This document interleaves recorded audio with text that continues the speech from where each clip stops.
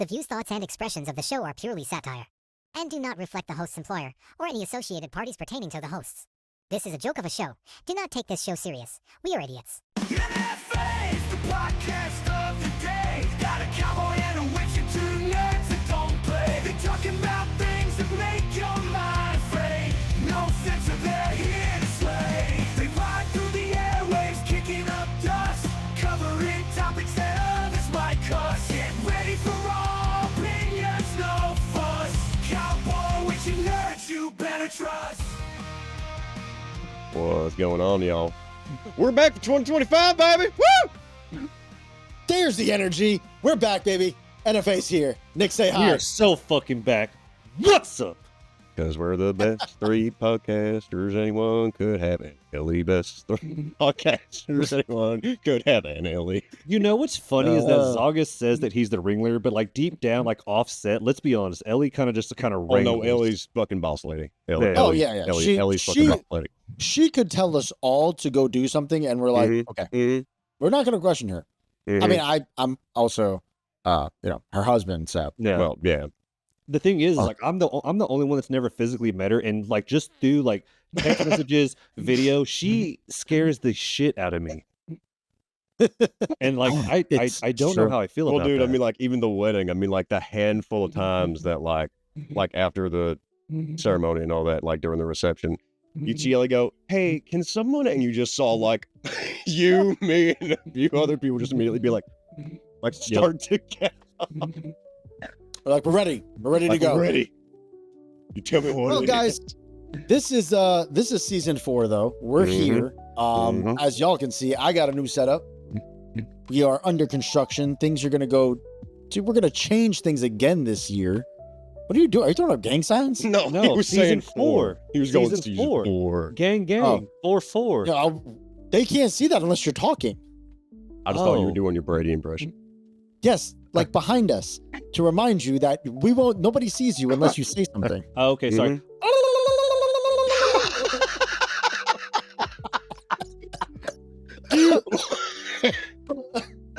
Oh my god.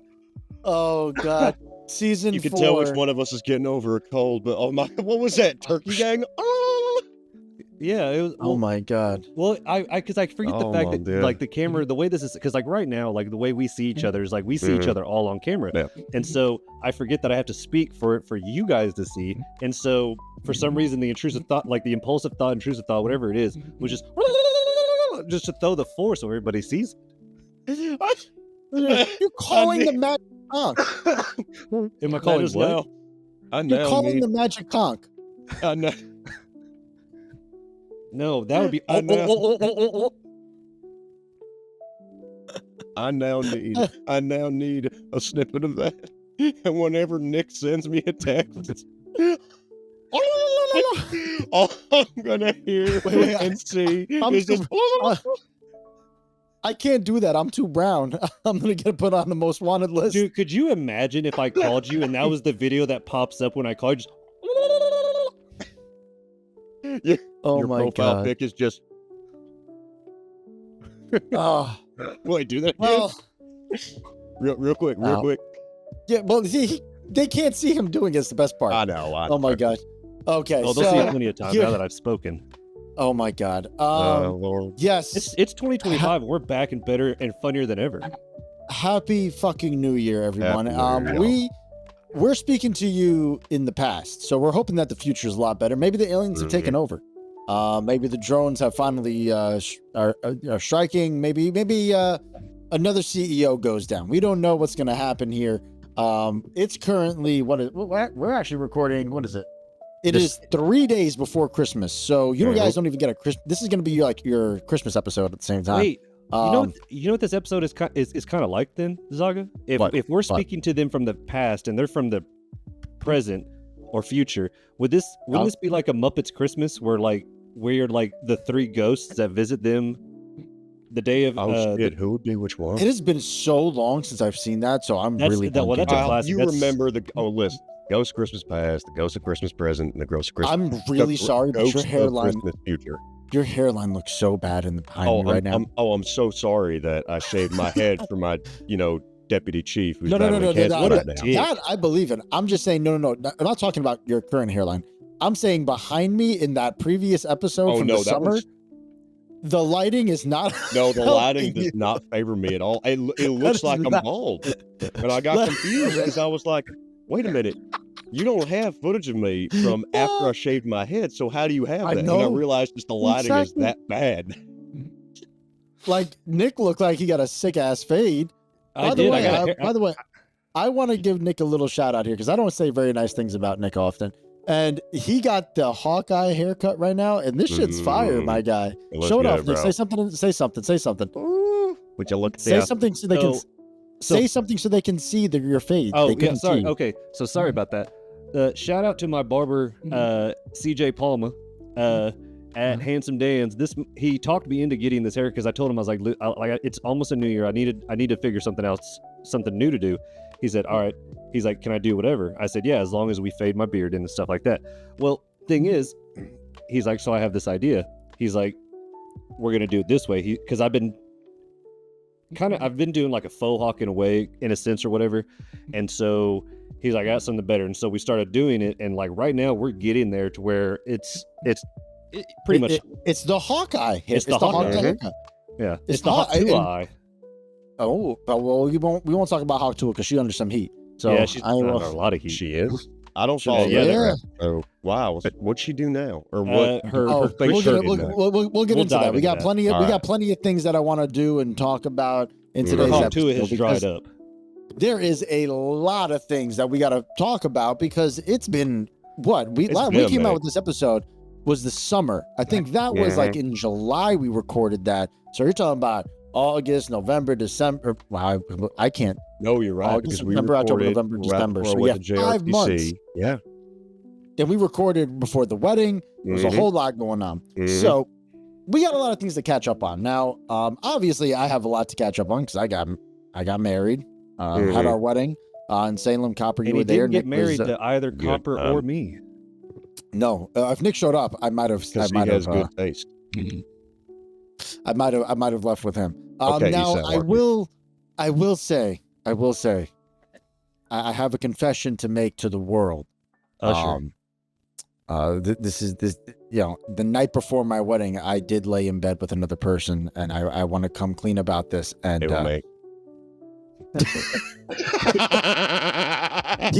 so for you ladies out there, for all the ladies on Book Talk, I got the details of what Copper's like in bed, and no, I will. You do not.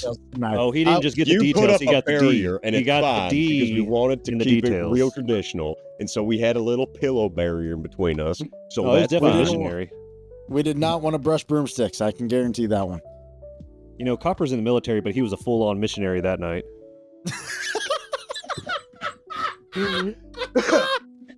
Listen, Bubba, in the military, when it's that cold outside, you buddy cuddle. You buddy cuddle. My mind's telling me no. But my body's saying, holy shit, it's cold. Damn, we already got fucking R. Kelly in here. Damn, I didn't even get a chance to bring up Diddy yet. Fuck, we got so much to go over. So much happening. Okay. By the way, for those of y'all who did not get the veteran in your life a whoopee for Christmas, you messed up. Just saying. The fuck is a whoopee? Yeah, what the fuck is a whoopee? Wow. I don't. Nope. That's my fault. Listen. I have failed both of you. That you don't. Hold on. You're married to a service member, and you don't know what a whoopee is. She's the worst kind of veteran. She's not happy about being a veteran. Excuse you? She says that. This is verbatim. She says I'm the worst kind of vet because all I do is talk shit about the military. Yeah, but that's any vet. We all bitch, dude. Yeah. That's just what we do. That's her saying, not me. That's her saying, not me. This is what soldiers do, right? We complain about everything. I still remember to this day watching the BBC documentary Our War, which there's 2 of them. One's about World War I, but the other one is about several different units that went to like Kandahar and all that. And one of them, there's a lieutenant. You said this was on BBC? Yeah. When did Big Black Cock talk about wars? Yeah, I don't usually clip. I don't usually broadcasting company. You sick. I usually like the solo categories. Yeah, I don't like Anyway, not gonna acknowledge that one. British Broadcasting Company, you sick bastards. Anyway, and We're a there's bit this one sick now, isn't it? yeah, and there's this one lieutenant. Who's like, soldiers will complain about everything. If you took them to heaven, they would look about and say, "This is shit." And that's true. No matter what you do, you could put us in the nicest place possible, and we will still find something to bitch about. Good point. All right, so like I said, though, it's been about 5-6 months since the fans have heard from us talk our stupidity.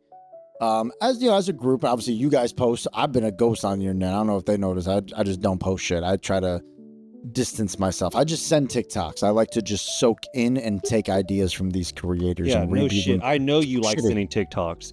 Do you understand that early in the morning, and I'm getting flooded by like, which I admire them. I admire because I send Zaga some stupid shit, as does he. But some shit that I get from him, like, why? What part of this made you think to send to me? Like, What made you think this was okay? Yeah, I'm just some of it's really funny. Most of the time, I'm usually heavily intoxicated or medicated, and I just like it's way funnier when you're baked, bro. I was baked like a fucking Dorito, and I was out. I just start watching and sending, and it's usually at like 2:00 in the morning. I bet if you were a Dorito, you'd be Cool Ranch. It's my favorite. Cool Ranch is my favorite one. I know that. I do like Cool Ranch ones. I see. I really get good. Yeah. I mean, dude, I haven't even been posting on it much either, and I'm the one who got big off the whole thing, and I haven't even been posting much because, like, real life has. Yeah, I mean, it doesn't matter. TikTok's going away in a few months, and you know what? You're right back down with the rest of us, motherfucker. Let's go. We're building from the ground up. Hold on now. I ain't going back down anywhere because y'all I bet you do up go here down with me. Y'all are up here with Exactly. me. We're Y'all gonna ain't ride down anywhere. Y'all are up We're gonna here. ride those coattails to massive fame together collectively as a team here, Nick. Me and you both. We're gonna ride the motherfuckers. Like the bridesmaids holding Ellie's veil. Like the bridesmaids holding Ellie's veil. That's me and you, Nick. We just sitting there feigning that shit. Yeah, we coming with you, motherfucker. Right up to up to the altar. I'm telling you right now. I got a mouthful of copper and I'm riding it. Pause. I had a bed full of copper and he cuddled it. Pause. No, you didn't cuddle it, motherfucker, because you put a Perri in between us. You bastard. He tried. I felt some reach, people. Listen, that wasn't his hand. Listen. Any of my motherfucker. Exes... Hold on. Okay, no. Hold on. We're veering off. I want to get to the catch up, so we're gonna talk about my wedding. That's what we're gonna do because Nick was not present for the wedding, and he did not see the wedding video. So I'm actually gonna put I'm gonna insert the wedding video into this episode. People can watch it. Nice. Yeah. So shout out to Anthony Zalowski and Cello Productions and JoJo. JoJo was phenomenal too. She was the photographer. Zalowski videotaped it. Little 8-minute video. Great fucking video though. But we're gonna recap the wedding. And Nick, you'll see. You can just go back and watch the episode, and then you'll see the wedding video. Okay, cool. Because this is gonna be right here, and.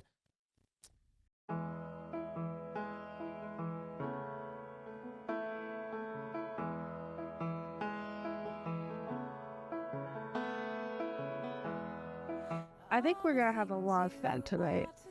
I think everything's gonna go great. The bride and the groom are gonna have a great night, and yeah, stress free.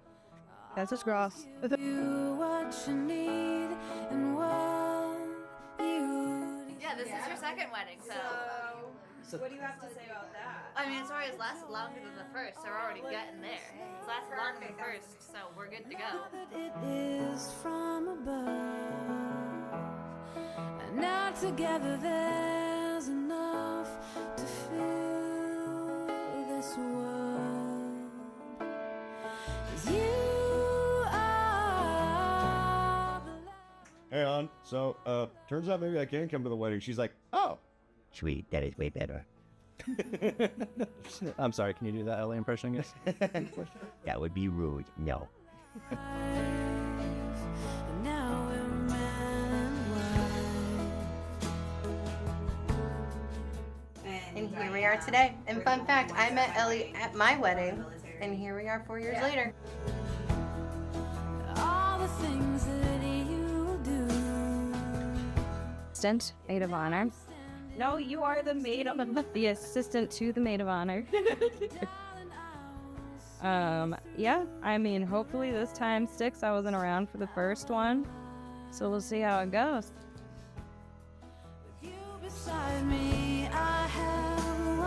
So Juliana's the one that convinced me to get the first divorce. It was her idea. I don't know how the hell my brother found Ellie. She's from a different world. He looked like an alien. Like if you see us, we're aliens as babies. We grow up as aliens, big alien. Ellie is a pretty little bird.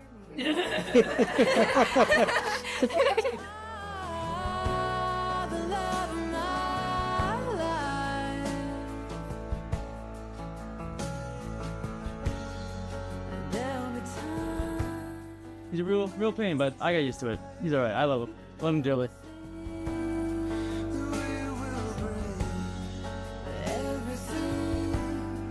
So you guys are all nerds. Oh yeah. 100%. Yeah.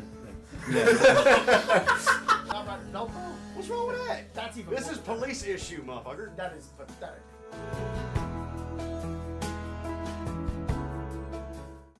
Join in holy matrimony, sworn to put up with each other's shit for the rest of their lives.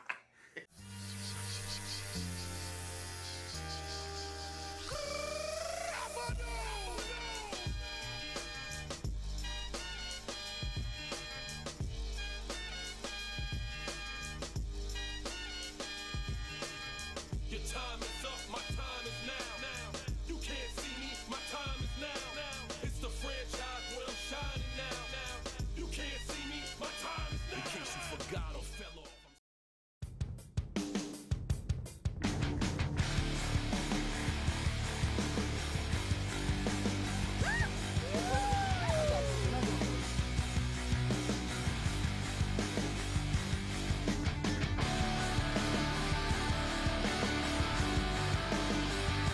Ladies and gentlemen, give your warmest welcome for Mr.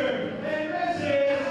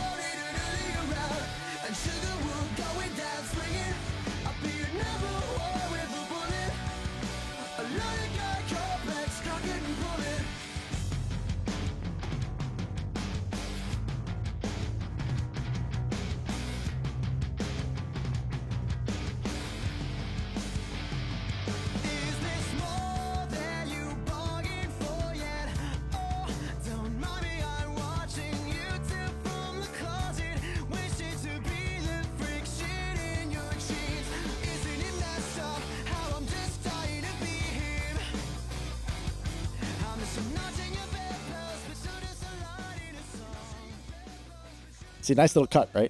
Mm-hmm. I'm glad you guys enjoyed that. It was a great video, right? I see what you did there. I see what you did Wait, there. did I show you the video yet or no? Nope.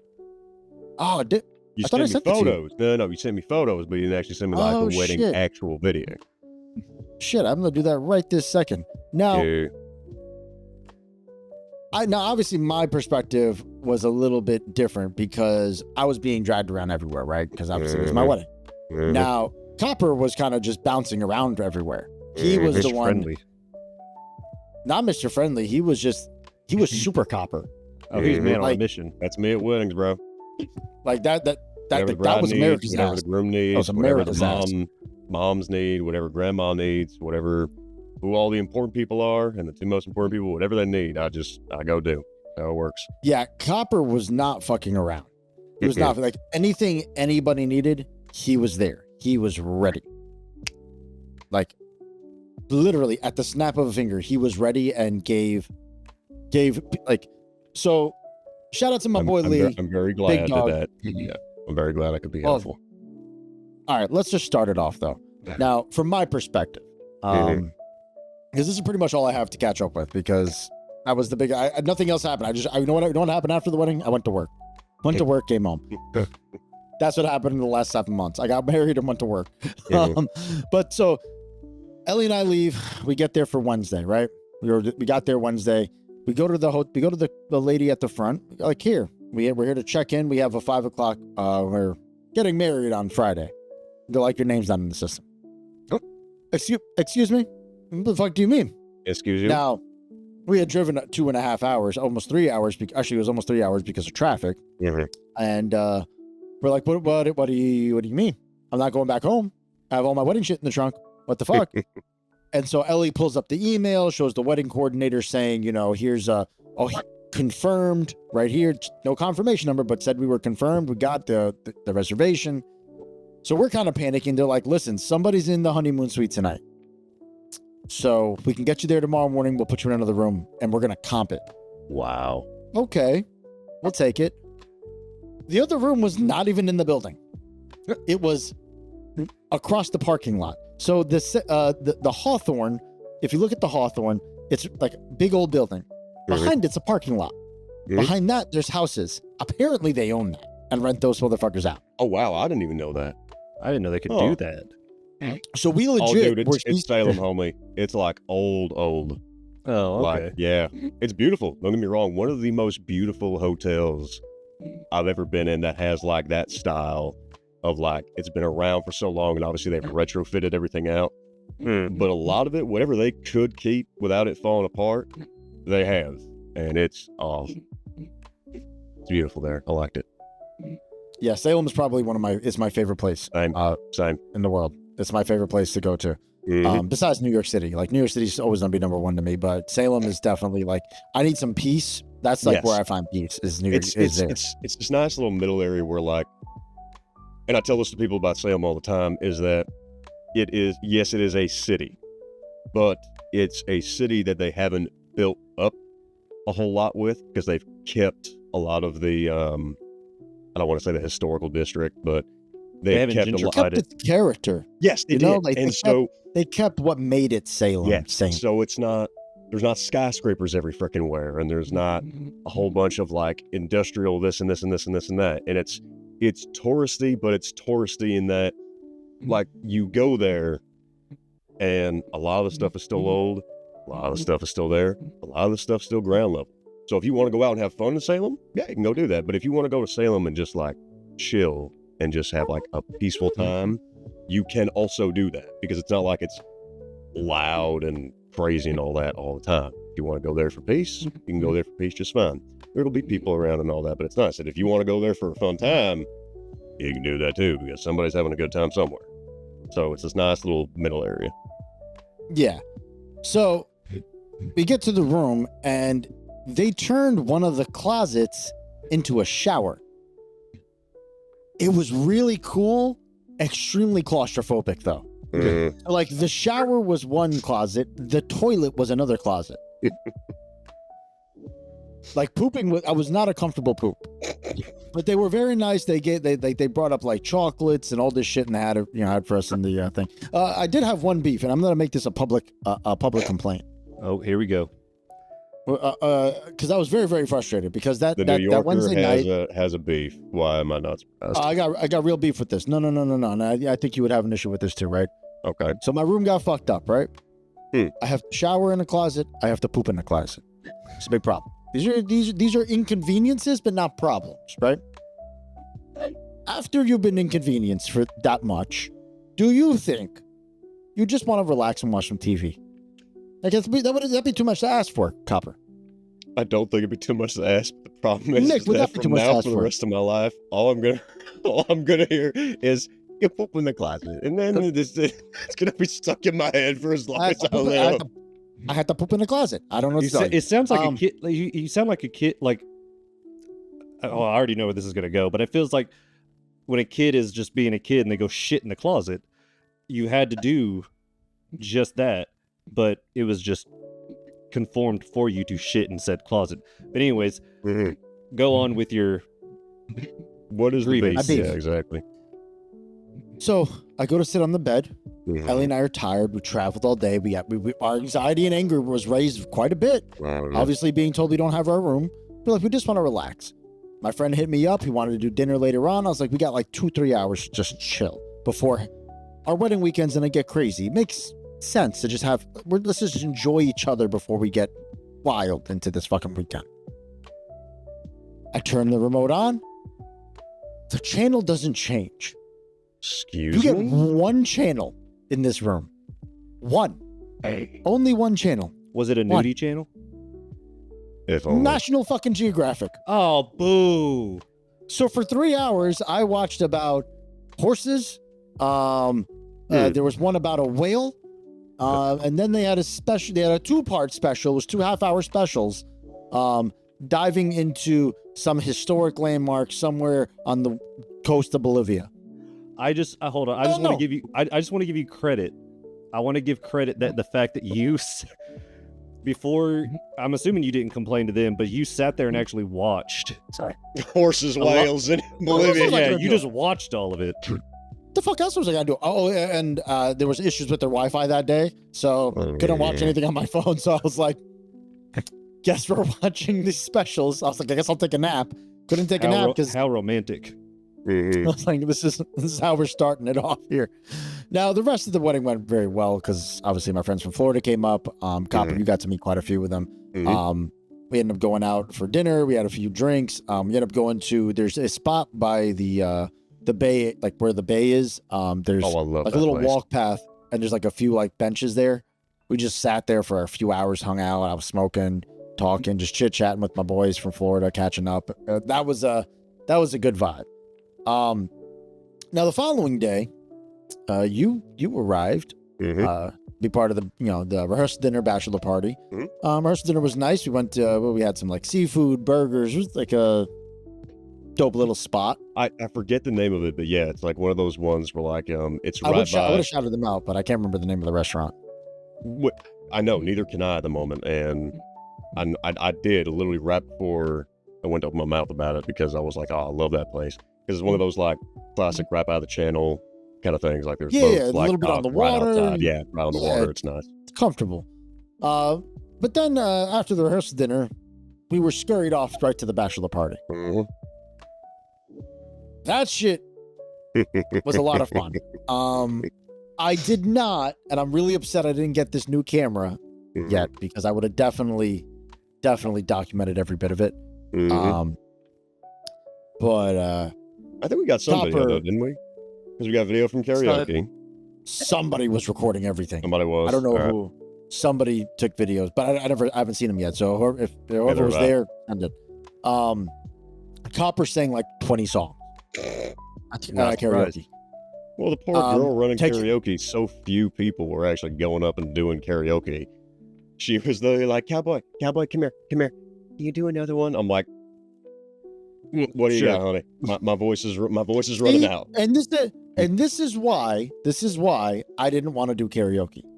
I swear to God. I love karaoke. As an Asian, I love karaoke. But I like to do karaoke at my own pace. I don't want to be pressured into it, right? Right. So the fact that everyone was pressuring me to go do it, I'm like, that means nobody's singing in this fucking place. Because I know how I am in karaoke. I'm extremely animated, as you guys know how I am. But like, I get into it. I put on a motherfucking concert. Like I'll make people bust out their phones. We start waving it. I'm gonna have fun. I'll sing Spice Girls. Fucking great crowd. What was the other one? S Club 7. Dude, there's videos of me. If you search my legal name on YouTube, you can find videos of me doing karaoke. I forget. It's not legal. Tony, but the legal last name. So whatever the case was, Had a good time at the bachelor party. Was at a place called 8-Bit where there's like a ton of like arcade games from like the early 2000s, 90s, 80s. So hold on, not 8-Bit. It's Bit Bar, and you know Bit Bar. Sorry, we want to talk about having having beef. I have beef with. I don't have beef with Bit Bar. I have beef between like my memories because I think I've told you about this. So, Bit Bar used to be like this really. Nick's looking it up. Looking up in the background. Bit Bar used to be this. It wasn't too far from where it is now. It wasn't too far from where it is now. Hold on. One sec. Nick just said something. What'd you say, Nick? This is 13 years ago. It still exists on the internet. You've left a carbon footprint. Yes, I did. These are Easter eggs. So you know what? If I ever somehow become famous, if I do, these are the things that I want in my documentary. Okay. Mm-hmm.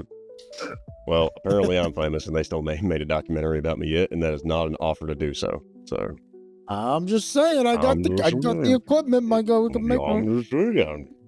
Just saying. But long story short, Bit Bar used to be at a whole different spot. When we found it, this is like 6-something years ago. It used to be in this smaller spot.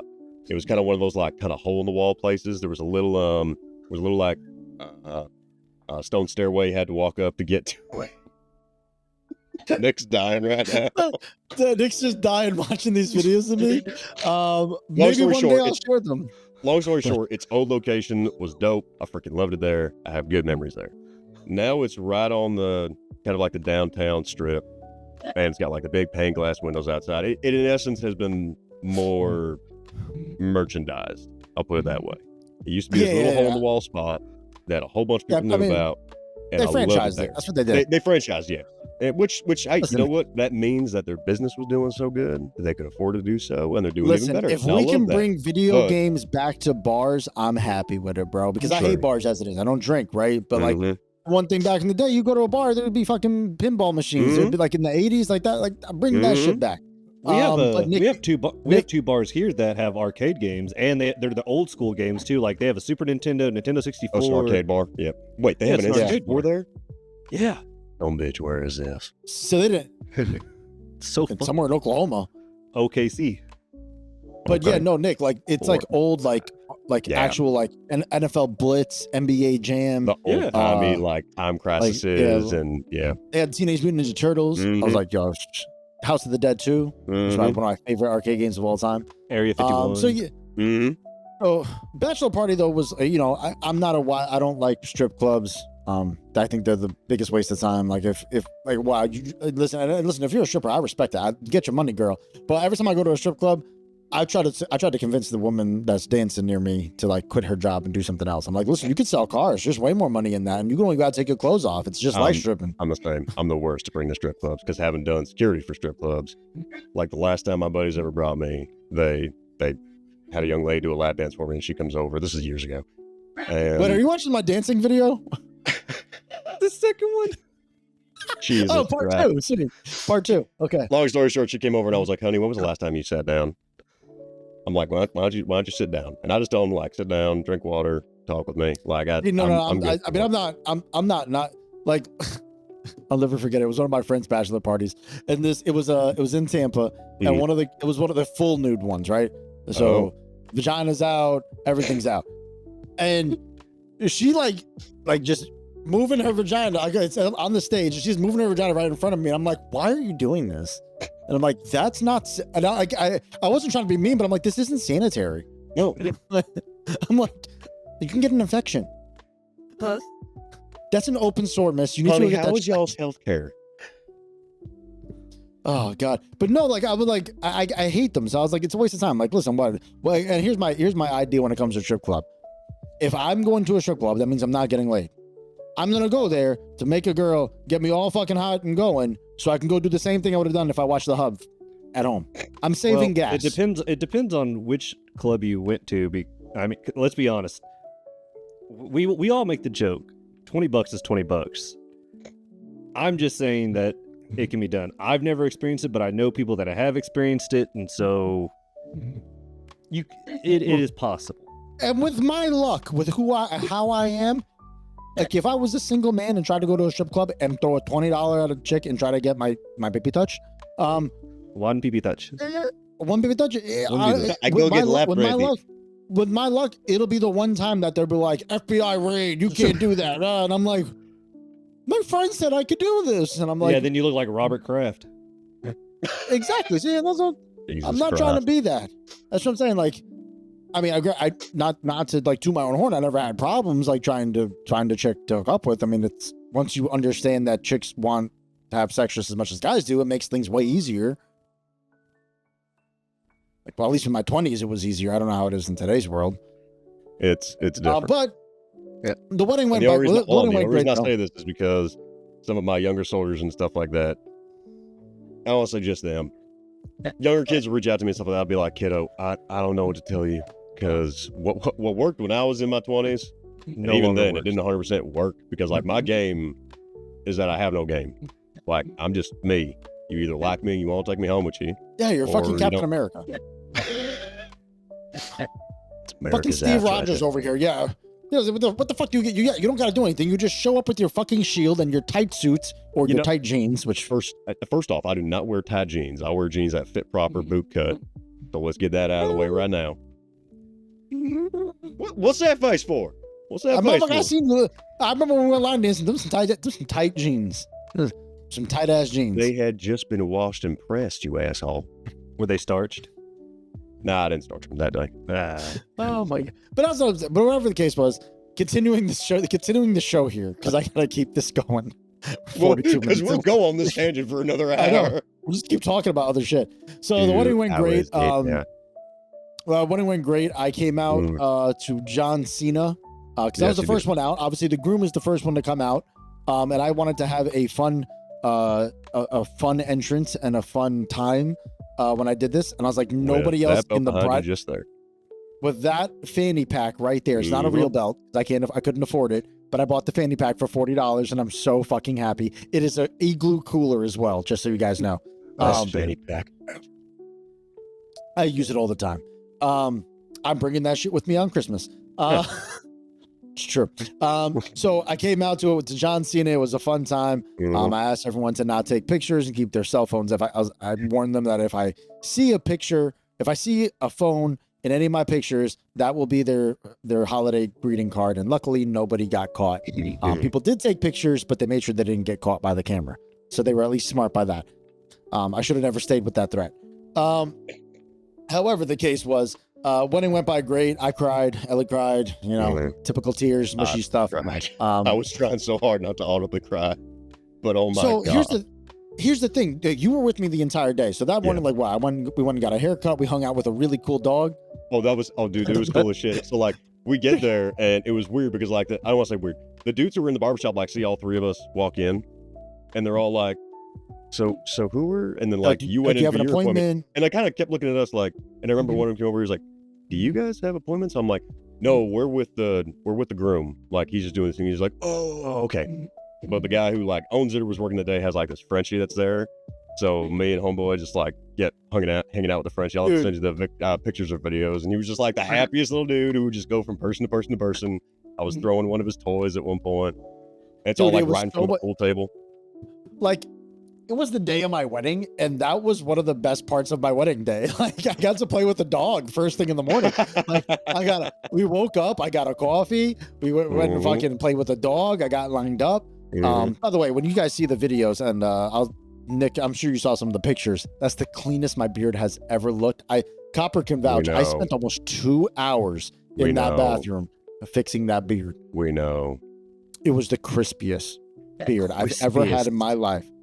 I swear to God, dude, I'm looking at the pictures and I'm just like, I'll never have that again. I'm going to chase that high for the rest of my life. And you went for it too, because like literally you disappear in the bathroom for a bit, come out, mirror, because this mirror doesn't really work. Like this mirror, you had to check this mirror and then you had to check this one and you kept checking it again and again. Huh? Angles. No. I'm not saying it. I'm not knocking it. I'm just like, I don't have one. I don't have a beard. So I'm like, you're not allowed. Looks good to me, bud. It looks good to me. You're like, nah, and then we go. There was not a single picture, because that's the thing. Like, you don't know what the angles you're going to take the pictures at. And these are forever pictures. These are forever pictures. These aren't pictures that you can just delete off Facebook and you don't talk about them. No, We have a fucking album. We have 400 pictures of this shit. Legitimately, he sent me like he had to send me in a fucking a Dropbox because I can't download them all at once. So fucking, and it's a perk that obviously he's one of my employees. So obviously he showed me all of them. But yeah, no. So every picture looks great though. But yeah, no. So wedding goes by. I'm fine. Copper can vouch. I was not emotional at all throughout the day. I wasn't like, overwhelmed. Nothing really, like, I was pretty chill about the whole thing, right? Yeah, you No took second it in stride thoughts. and you were doing great. Yeah. Yeah, I wasn't stressed. It was I wasn't weird, 'cause I'm nervous. so used to dealing with brides the morning of the wedding, and Ellie was all taken care of and all that. And so I just had to really focus on you, and you were like the most chill thing ever. It was great. Yeah, like I just didn't. I was just like, yo, listen, it's a party. We're just gonna have some fun. We're gonna have fun with this. Just go through with it. The moment I stepped off that elevator and I saw my grandmother. Now, for those of you who don't know, my grandmother wasn't doing well about 3 weeks before the wedding. She was very, very sick. To the point where one of my family members had to fly to the Philippines because she was in the Philippines at the time, and to make decisions, God forbid, that something happened. Thank God she made it there, but obviously a lot of emotion built up to that point. So the moment I saw her and locked eyes, I was bawling. The wall came down. Oh, the homie, the wall didn't come down. And that was the it. wall fucking obliterated, and the whole dam came rushing down. Like, dude, it was so bad. Like from that point on, I was like, fuck, now I'm definitely crying when I see Ellie. Like I was worried that I wasn't gonna cry when I saw her walk down the aisle, and I'm like, I'm done now. That's it. It's a wrap. But the wedding went awesome. Ellie looked gorgeous. That black dress killed it. Oh, dude, it looked amazing. Killed it with the tiara. I've seen a lot of brides, and I've helped a lot of brides, and each one of them is the best looking bride.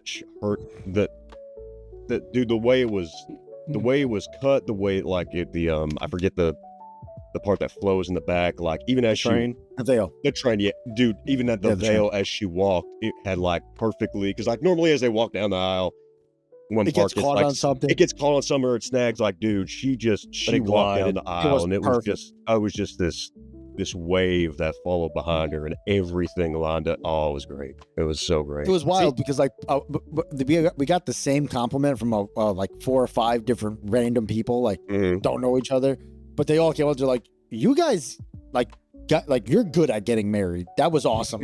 I'm like, that's pretty fucking cool. I mean, Ellie had practice. I didn't have practice, but yeah. But yeah, no. So the one thing that people say all the time, right? That enjoy it. It goes by so fast, right? Like it's a cliche thing. It is such a cliche thing. Legit though, I didn't think of it like that. I didn't realize that. I only remember maybe 5 parts of my wedding. Because like you're just constantly being rushed to this place, then rushed to this place, and then you and your wife get separated, and you're like, where'd she go? I gotta find her. And then you spend half the time looking for her, and then like you're eating, and then you don't get to eat because everyone wants to see you kiss, and you're trying to talk to people, then everyone wants to see you kiss again, and then it's just always, it was just crazy. So like legit, I remember. I'll tell you my 5 parts I remember, and then I want you to talk about your experience with the wedding, and we'll catch up with you next because it's only been an hour into this episode, and we haven't even gotten an account to catch up with you guys. Because Nick, I definitely got to catch up. We got to catch up with you and get what's going on with you there. But no, so I remember walking down the aisle, saying my vows. I remember sitting at my table, realizing and saying to Ellie, "Did we plan to be this bougie? Like, this shit looked so goddamn fancy." It did, dude. We sat there like, yo, we didn't expect this shit to look this balled out. Like we I were thought it was back smaller. in the 20s, man. Like y'all rock that shit. And now, yo, shout out to our florist and our wedding coordinator. Shout out to them. They set that shit up. They did good. But like, dude, no, legit. Like, I remember looking around and I was like, homie, it feels like we're back in the 20s for a little bit. Like, and it was funny because as much as you might have said that to her, y'all two didn't look it. There was no looks of like, wow, like y'all looked like everything was going according to plan. You look natural. Like, yes, you look very natural. Yeah, like, I mean, we were just honestly, we were just taking it in, honestly. So, and that's what it was. I remember we disappeared for about 15 minutes to go change because we did an outfit change midway through, which I'm sure if I didn't play the video before, I'll play it at the end. Actually, you know what? You guys are gonna have to watch the episode to see the fucking video. Watch the whole episode. As they scroll to the end of the video. Yeah, it's somewhere towards after this. So yeah, no, I remember that part. I remember eating the cake and cutting the cake. I remember my boy Lee, busting his knee. Yeah. Which we're gonna get. Well, I'll let you tell that whole fucking story because you were Superman at that time too. Like, dude, Copper was everywhere, dude. I feel like if somebody random, like if my aunt just went, does anybody have chapstick? Copper would have just busted out. I got blueberry or strawberry grape. I got beeswax. Which one do you want? Which one do you want? But yeah, I remember that part. And then the next thing I remember is it being 1 o'clock, 1:30 in the morning. We're out at the park there just smoking some weed with some friends and just chilling, unwinding from the night. And that's pretty much all I remember from the wedding. The photos I remember a lot of because we were out there for a while. And it was myself and who else was it who kept trying to get Ellie's veil like in a certain like angle, especially like as you dipped her backwards and like as she's standing there. I think that was JoJo. Yes, it was JoJo. So it was funny because like I have kind of my eye for photography and stuff like that, and I remember like every time she moved, it was either me and or JoJo who like constantly were picking up her veil and then like trying to hold it at like just the right angle so that as she's standing there in the park, like it would look like it was flowing behind her. And we took so many photos in the park. There was that one dude in a wheelchair who went by us real quick. Oh yeah. There was a wheel. I will say though, this is my favorite picture that came out from the wedding because this exemplifies me and my wife's relationship the entire time. Yeah, that sums it up. But those pictures came out phenomenal, and I had a great time. Shit, that's probably the greatest, truly the greatest day of my life. I can't say that wasn't anything less than that. I remember during your vows how little dude kept chiming in.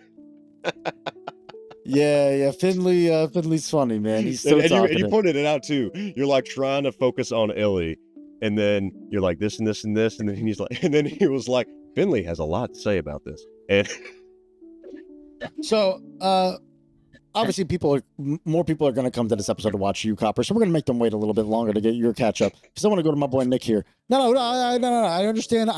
We got the numbers, motherfucker. We know who watches for who. Oh, Lord. Okay. So listen, if they're going to be watching, they got to get to know us, and they got to like us too, and come back and watch us too. If you like me, Fuckers. You better watch the heck out of the rest of them. Because you know what? Listen, these are the people I watch. These are the people I like a whole lot. We are working for you guys who love Copper. We're trying to get his hands imprinted for you guys. It ain't gonna happen. I promise you.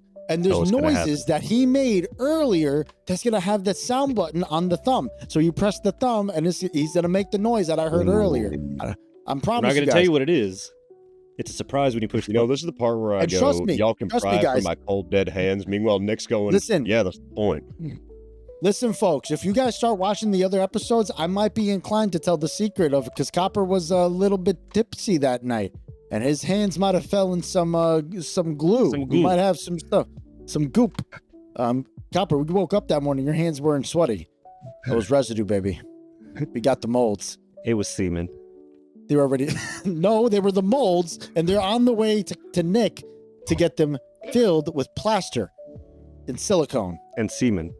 You know what? I'm not even going to argue. I'm just going to let you have this joke for a little bit. Yeah, I mean, you could think it's a joke. It's happening. I've already I was coherent for the wedding, dude. I already got the email that says that my package not is the en bachelor route. party, pal. Bachelor party, you were tipsy. My package is en route. Yeah, tipsy, but not like enough to where I could have got a mold. Mm-hmm. It's true. Now, Nick, now you went. Now I do have something I want to talk about with you, sir.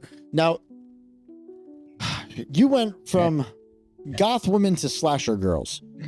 You went from the brolic emo girls to now the slasher women, and I need to know how is that transition going?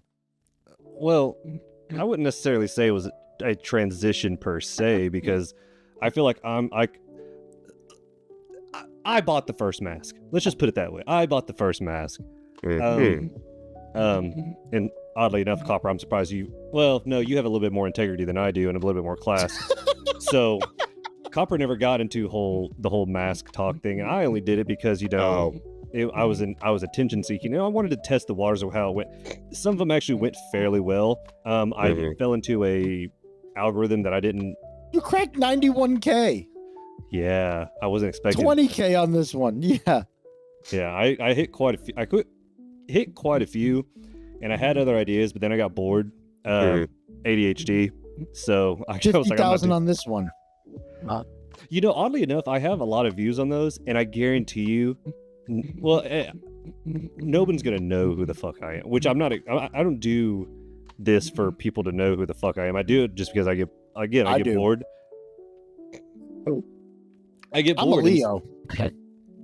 Okay, and I don't care what your asparagus sign is, but I just do this for the fucking fact of I like just to make. I get joy out of it, and it's maybe it's Copper. Maybe you and I have something in common. Maybe we are deep down untapped narcissists. Zaga's already a narcissist, full blown. I am. And, I know I am. And it's so undoubted. I think that we are just more low level. Like we haven't fully accepted it yet. But we've feel had like this conversation. Actually, Copper and I had this conversation that to seek fame and fortune is a underlying sense of narcissism to truly we talk believe about this that on an episode, or was this a personal conversation? I think it was on an episode because it was subtle indifference. Yes, it was on subtle indifference. And it's funny when you talk about that because like I'd actually talked about this with somebody the other day, kind of on an unrelated topic, but it was like it's kind of one of those things where it doesn't mean it's going to work, but if it has a shot at working, you kind of do have to have that mentality of like, listen, dude, I got something to share with the world. I got to like what I do and what I am and who I am and this and this and that. I won't share that, which means that you must think has some worth to it. So, it has substance. And you really have to believe in yourself about it because ain't nobody gonna do it for you. And even when you have people hop on that, like TikTok has definitely gone downhill for me. Like views went down, this and this and that went down. So like there's the part of it where like, yes, I have all the other things in my life between military, fire department, the audiobooks of this and that I kind of had to fall back on, and I'm very happy about that. But even then, it's in all these things, what has really kept me going is not a sense of, well, I have to, or, well, I should. A lot of it is like, no, dude, this stuff makes me happy, number one, and number two, I'm good at what I do. Am I the absolute best at what I do? No. But my little niche and how the way I do it is worth something. So I'm going to go after it because I have to believe in me, because if I don't believe in me, then I wouldn't get anything done. And so I kind of see your point where there is that little slight kind of bit of it's a small bit of it, and it's, obviously there's extreme levels of it, which you see people have, but there's that point where like you really have to believe in yourself to not just do it, but keep doing it, or I am worth listening to, or what I do has a value, and blah, blah, blah, blah, blah. And that's the mindset you have to have. Now, I think when you get into toxic levels is when people don't like what you do. Where you're like, oh, well, you have poor taste. It's like, no, dude, if you don't like who I am and you don't like what I do, cool. Then don't watch. That's why I find it funny when I get like the hate comments or like the this and that. It's like, and yet you watched it anyway and stuck around just to make a comment. So exactly, and that's why I'm a professional shit talker. All I do is run my mouth, and that's I love getting hate messages because I know and I know the golden rule is you don't read the comments, you don't comment on them, right? You don't read. Check yourself on Reddit. Do not Google yourself. Don't do it. And that's what the kind of thing is like. I enjoy, like I think of it as think of a stand-up comedian who gets a heckler, right? The job of the comedian is to control the heckler. So that's the way I feel, is like, this is my product, and if you're gonna shit on it, you sat here long enough to watch it and give me what I wanted, so I'm gonna have fun with you now, because I'm not getting you back. I'm not gonna get you back as a listener or a viewer again, so let's just have fun. What's his name? He was the artist who he said something along the lines of, don't always read what they're saying, but the length of what they're saying. To where it's like if someone writes, in essence, his point was like, it was an artist, I forget his name, very famous artist, and I'm blanking on his name right now. But in essence, his point was like, someone writes a 3-paragraph long review of how you suck. Well, they clearly wrote 3 paragraphs, which means that you had an impact on them that was at least worth typing out or writing out 3 paragraphs. So that's when I just my usual response to that is just like, I'm not reading all of that. I hope you said nice things. Have a great day. Like, I don't care. I don't care. I just end up liking it because I've gotten shit. I just like. I personally leave reviews in places all the time. I actually, Ellie and I went to a restaurant which is in a place called Old. Oh, I told you about this. I did. I told Ellie, or Ellie and I went to this place, and I wanted to leave a review for this restaurant we went to because I was extremely displeased. No, to say the least. That's probably the kindest way to describe it. Now, Old Weathersfield is supposedly like everything I've seen on TikTok is like it's like a small Salem, a small town Salem.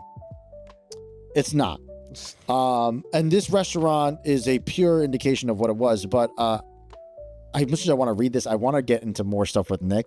So I'm gonna read this real quick. I'm gonna read a small portion of this. Smidge.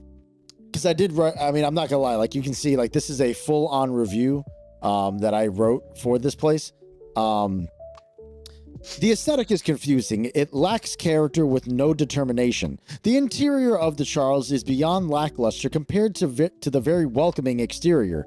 What should have felt like a welcoming to someone's home was met with sheer disappointment. The handful of artwork on the walls mimics that of a quaint mid-century funeral home, and yet back then there was more life on the walls. For the appetizer, I ordered a French onion soup. Now, this is my review of that French onion soup. Pierogies, no onions, and is that Worcestershire sauce? Very confusing to my palate. This was garnished with green onions in lieu of regular onions that belong in a French onion soup. Fusion dishes with different cultures is normal. Taking something French and adding Polish pierogies, not so much. The flavors clashed in my mouth like Godzilla and King Kong destroying the city beneath them, and somehow that monstrosity of a movie was more palatable than that damn soup. It keeps going. Yeah, I have more to say, but overall, very much like the town itself, this restaurant is lost in its identity. Is it an old spooky inn? Is it high-end cuisine? Is it one step up from Applebee's? I have no clue, and neither does the Charles. The sad thing is the potential of this establishment. The sad thing is the potential of this establishment. I believe with a simplified menu, a true identity, decor to match said identity, and keep every member of the staff, then you'd have yourself in competition with some of the better restaurants in Hartford 15 minutes away. Until then, I'll wait. Jesus Christ. Mm-hmm. That's how I felt. Dude, when you order a French onion soup, I want bread, beef sauce, like whatever this beef sauce or onion sauce and with red wine, right? Cheese melted on the top. Yeah, provolone. I got a bowl of chicken broth mixed with Worcestershire sauce with pierogies and green onions. No soup for you. No soup for you. That is not French onion soup. That is false advertising, and I would like to file a formal complaint and formal lawsuit against this fucking establishment for fucking my mouth. The waitress was so nice. She came over and asked me, it was like, is everything okay? Like, I saw that you didn't seem like you were enjoying the dish. And I'm like, this isn't French onion soup. She's like, well, this is our take on it. I'm like, then you need to put in the menu our take of French onion soup because that's not French onion soup. Mm-hmm. There's nothing French. There's nothing onion. There's no cheese. There's no bread. Where's the baguette? There's no soup. Where's my baguette? Where's the baguette? I want my baguette. American. And we wonder why the French hate America. It's for this shit specifically. So that's the whole reason, huh? I mean, the fact we saved their ass twice and they're sore about it. That's a whole other episode. That's a whole nother episode. By the way, that can be a copper lead. That can be a copper-led history episode. One of these days, I think I'm gonna get you a lab coat. No, I'm gonna get you a jacket with like the elbow pads on the jacket, and then I'm gonna get a blackboard, and I'm gonna have you just do a whole history lesson for a whole episode. What is it called? I know the name of that jacket too. A teacher's jacket. No. It's a specific tweed style. jacket? Tweed. Thank you. Yes. Tweed. Now, Nick, some things have happened since the last time you were on the show. Now, last time, for the finale, we, Ellie and I, being the perfect couple that we are, Where are you going? Where are you going with this? We talked to the two of you about relationships and why is it that you're single? And it seems like it worked. Look, I'm gonna be honest with you. I've drank a lot since then. I don't remember shit about that. You don't remember that last episode? Ellie and I questioned, like, we did a therapy session. Oh no, I remember that because I got Copper kind of riled up, and I mean, I remember that not in a bad way, not a bad way. Oh, all right. I was like, wait, no. I was in bed with him. It doesn't take much to get him going. Alligator roll. Don't flatter yourself, homie. You think I go after married men? I was raised. He wasn't married at that time. I knew that was coming too. The second I said it, both of us at the same time too. Man, just like Saga, the joke's there. Take it. Both of us were right there too. Okay, but Nick, it seems like you might have taken some of the advice that Ellie and myself have given you about dating and relationships and girlfriends, because there's a blue-haired beauty that's been in your pictures there, pal. Yeah, blue hair now. It was green prior. Well, I was trying to be current. I know. I'm giving a little backstory or back detail. It was green. Do we subscribe to get the backstory, or is that? Well, what the fuck? We were going on here. What do you want to like? What else? What more would you like to know? Like, I mean, I was being dirty with a backstory. Oh no, that's that backstory. Subscribe. Yeah. I was being comical. Yeah. Like, okay, I'm following now. Sorry, a little over the head. That one right over your head. Right over my head. I understand, because those at home can't see. We're just staring at Copper's crotch right now. Yeah, it's more massive than you thought. What? There's a bulge, and he's muted, so now he's muted, so he can't say shit. He can't defend. Yeah, he can't defend himself. He's like a Yu-Gi-Oh card. He's flipped into defense mode. He can't. He's face down right now. I placed my daddy card in attack mode, and now, so give us so tell us the love story. What happened? What happened with the first date? What happened? Tell us all about it. Well, it's. I actually don't even know how to. There wasn't really. I guess like technically first date was at this one Italian restaurant. I'd never been to it. So whenever I end up going to a restaurant I've never gone to, I try to research it as much as possible, as much as the next person would, because you want it to be as memorable as possible.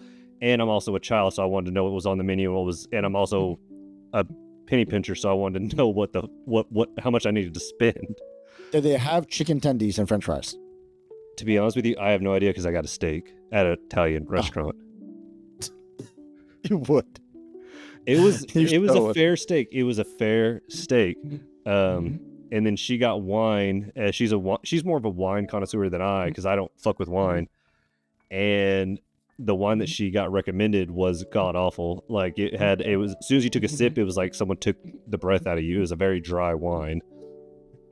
But I mean, that was the first, I guess, technically the official first, aside from like farmers markets and stuff like that, white people shit. I still have yet gone to a farmer. Ellie has brought up farmer market, and I'm like Ellie was at a rodeo yesterday.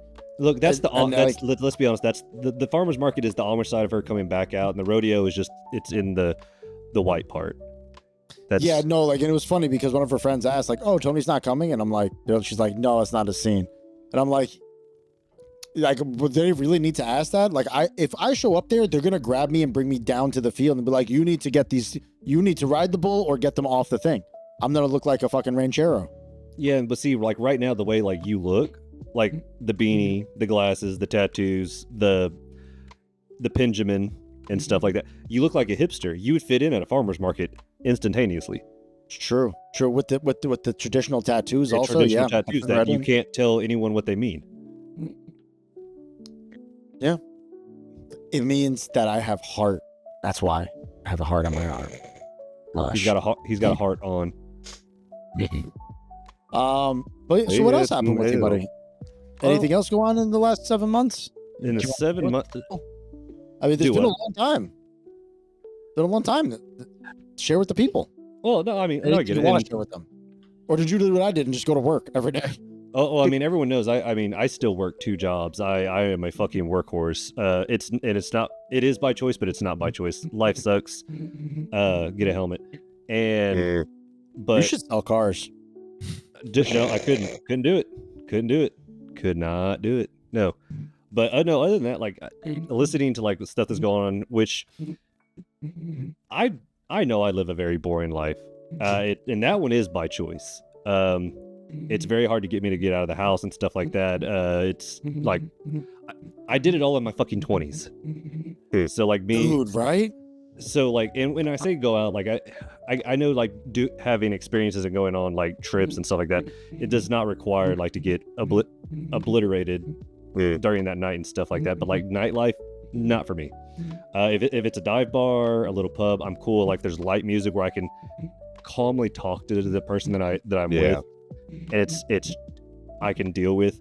I'm also not a big uns person. I like how I can do house music, but I can't do. Can we talk about how Ed Hardy's coming back? By the way, did you guys see that? No. Ed Hardy is back. I went to Zoomies going Christmas shopping. Ed Hardy's back in full force. Oh, I think it's Jeff Hardy. No. Ed Hardy. I think it's Jeff Hardy. That's why I got excited. I don't give a fuck about Jeff Hardy's back also. Jeff Hardy's clean again. He's back on TNA, but that's neither here nor there. But yeah, no, Ed Hardy's back, and we need to put a stop to this. Like, I understand bringing back old trends, but Ed Hardy was terrible. I rocked Ed Hardy. I had spiky hair. We can't do this anymore. We got to, like, they should have ended there. Like, that needed to stop back then. But no, I think like maybe one of the biggest things I did over the 7 months is I went to Austin City Limits. Is or known as ACL down in Austin, Texas. It was a three day concert, and I saw Teddy Swims live. I saw the original Blink-182 live. Nice. I saw Dua Lipa. I heard Chapel Ronin. I saw Tyler the Creator. He sucks live. Gonna go and say it. Really? Was not. Does he? I was not impressed. I think he does better comedy than. But that's my music taste. Upsetting. That's so upsetting because I love Tyler the Creator. Dom Dalla was there. Dame Dalla? No, he does. He makes house music. It's Dom Dalla. Oh, Dom Dollar. Okay. Him, I don't know. Ty Dollar, I know. Don't know that one. Well, I know Ty Dolla too. But I know Dame Dollar. No. That's Damian Lillard of the. Oh, no, we're not talking sports. No, he's a rapper. Oh.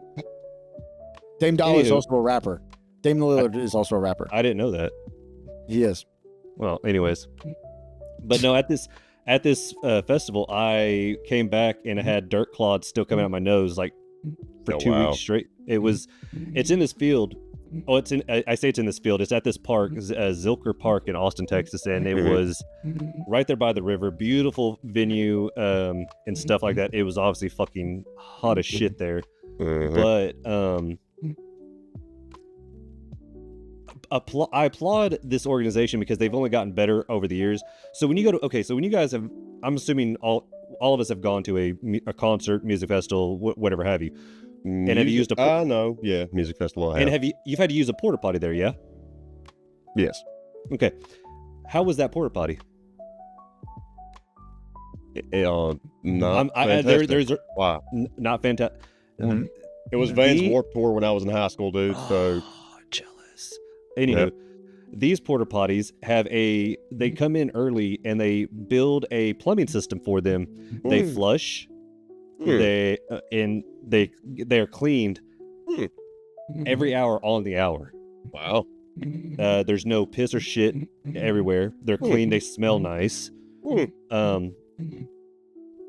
But 10 out of 10 would poop again, huh? 10 out of 10 I did. would poop again. 10 out of 10 I did. I did. It was nice. It was hot. I'm so down for that. But porta potty. I will say I used it twice. I do applaud this the festival that goes on, because when you go to a festival, like after each concert or after each set, you usually see like the field is destroyed with like beer cans, cups, and stuff like that. They had this program. Well, one, everyone was very considerate. They were actually throwing their stuff away. But on top of that, they run this program called Rock the Recycle or something like that. If you bring back bags of this recycled cans and stuff, it had to be cans. They gave you your free shirt from the festival and stuff like that. So it's instead of spending $200 on a T-shirt, you got a free T-shirt for collecting cans. But no, other than that, that's really about all I've fucking done. There was the festival, then I did Thanksgiving down in Texas, and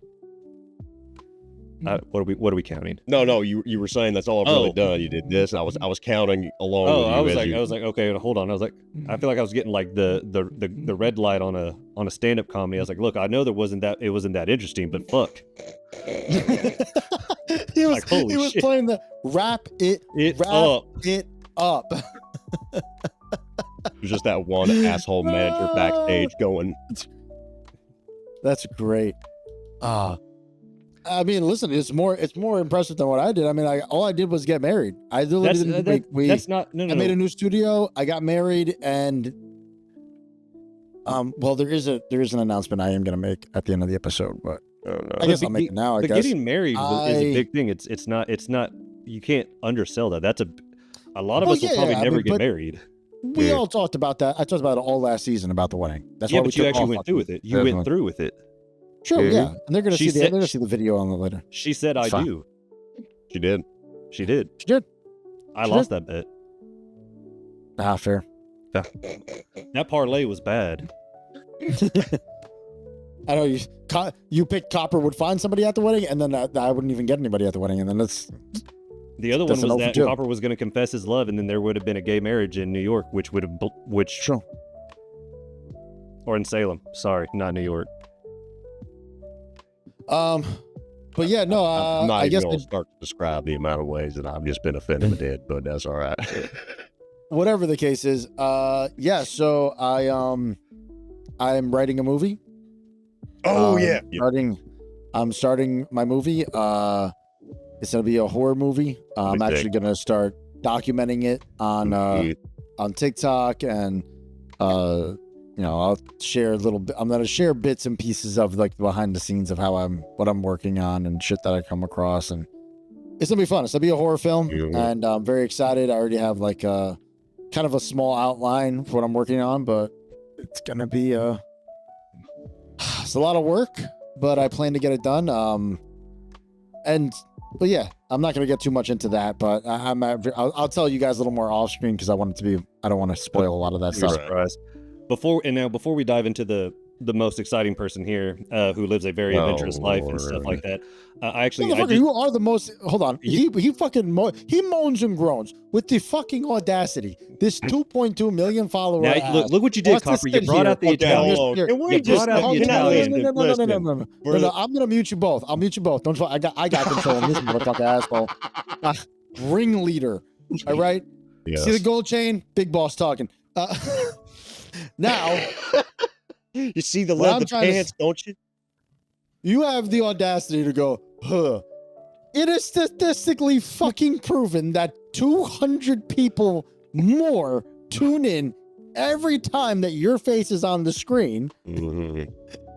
And that if you talk last, they watch more of the episode. So I'm sorry, people. I'm going to give you what you want, but you're going to earn that shit. In the numbers game part, it was more when he was like, the one who has the most adventurous life out of all of us, to which I was like, oh Lord, which I'm not saying like, stop, it's not.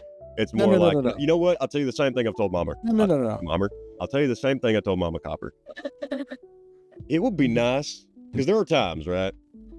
big celebrity problems without the big celebrity fucking pay. All right, I'll put it that way. And as I've explained to people before, 2.2 million followers don't mean $2.2 million. I'll tell you that right now. No, that's facts. That is fair. But I am saying, though, he told you what he did in his 7 months off. I told you what I did. I had my wedding like normal American would. I paid the average price for my wedding. I literally went to work day in and day out. I literally used the 4 PTO days that I have been accruing all year this month. And you know what I did? I did yard work. That's what my days have been. I've been a husband. So when he says you're the most adventurous one, motherfucker, I call you randomly all the time. And it's usually a bet to myself that he's somewhere. There's where's Waldo? Where in the world is Carmen Sandiego? And I can't find fucking Copper. That's the book I'm gonna make for you. I can't find fucking Copper. Oh, this is what you call it. This is what you call it. Copper's coordinates. All right. Copper's coordinates. It keeps the military in there as well. Yeah. And that's what I'm saying. Nice I'm play on telling you. words. Well, that's every time I call him, I'm a scout. You don't find us. Every time I call him, it's like, oh, I'm in Louisiana. I'm in North Carolina. I'm in Virginia. I'm in fucking Sweden. Like, where the fuck are you? I have not been to Sweden. The only time. Not yet. Listen, since the last episode, it's been Louisiana, Washington, Tennessee.